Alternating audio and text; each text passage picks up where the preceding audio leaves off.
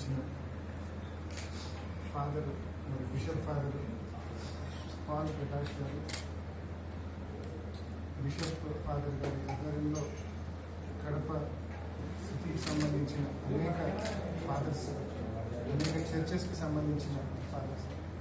అందరూ కూడా కలెక్టివ్గా ఇక్కడికి రావడం జరిగింది. ఏదైతే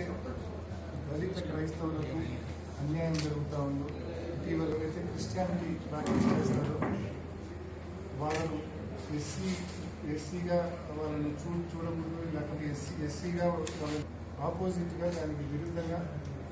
పూర్తి స్థాయిలో ఇట్ ఈస్ ఎవరి ప్రైవసీ వాళ్ళకు ఉంటుందంటే దళితుడిగా ఉండి తను సిక్కిజమైన ఫాలో కావచ్చు, బుద్ధిజమైన ఫాలో కావచ్చు, బుద్ధిజమైన ఫాలో కావచ్చు, క్రిస్టియానిటీ అయినా ఫాలో కావచ్చు,